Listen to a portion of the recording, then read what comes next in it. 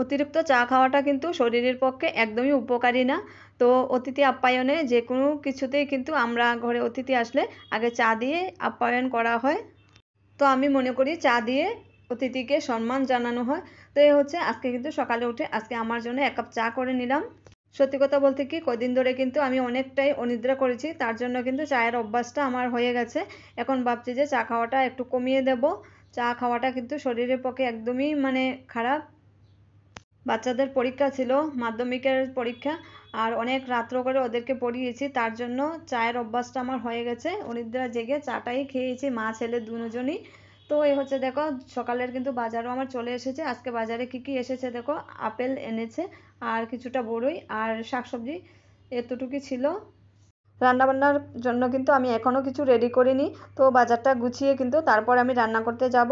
এখানে হচ্ছে শাকগুলো এনেছে। এই শাকগুলো কিন্তু আমার অনেকটাই পছন্দ, বিশেষ করে বলতে পারো মাছ মাংস থেকে আমার শাক সবজিটাই বেশি পছন্দ হয়। তো বিশেষ করে শাকগুলো কিন্তু খুবই তাজা ছিল। ফ্রেন্ডস, আমাদের কিন্তু মাসের বাজার হয় না। অনেকে আছে মাস ভর্তি বাজার করে রাখে। তো আমাদের বাজার সামনে আছে, তার জন্য রোজকার দিনেই আমাদের বাজারটা করতে হয়। তো এখানে হচ্ছে মাছ এনেছিল, এই হচ্ছে শাকসবজি নিয়ে এসেছে, সবগুলা কিন্তু আমি সুন্দরভাবে গুছিয়ে নিয়েছি দেখো।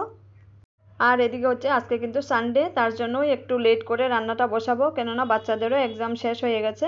এখন একটু রিল্যাক্সভাবে কাজ করা যাবে। স্কুল টিউশন থাকলে আমি সকালবেলা উঠেই কিন্তু আমার রান্নাটা বসিয়ে দিতাম। তো এখন একটু দেরি করেই ঘুম থেকে উঠি। আজকেও 8টা বেজে গেছে ঘুম থেকে উঠতে। তো এই হচ্ছে দেখো সবজি নিয়ে বসে পড়লাম শাক কাটতে। তো শাকগুলা কিন্তু খুব সুন্দর, দেখতেই পাচ্ছ। ফ্রেন্ডস, আমার একটা অভ্যাস, আমি রান্না করার আগে আমি যা যা রান্না করব সবগুলা কিন্তু আগে সবজি কেটে কুটে আমি রেডি করে নিই। তারপর কিন্তু রান্না বসাই। এদিকে হচ্ছে ডালও কিন্তু আমি বসিয়ে দিয়েছি ফাঁকে। এদিকে শাক কাটতে কাটতে আমার ডাল সিদ্ধ হয়ে যাবে। তো আমার কাছে মনে হয় সব কিছু কুচগাছ করে রান্না বসালে তাড়াতাড়ি রান্নাটা হয়ে যায়। তো এই ছিল কথা। আর এখানে হচ্ছে দেখো তোমাদের সাথে গল্প করতে করতে শাক কাটাও হয়ে গেছে। এখানে হচ্ছে ডালও সম্বাস দিয়ে দিলাম, টমেটো দিয়ে ডাল রান্না করেছি। টমেটোর ডালটা আমার খুবই ভালো লাগে।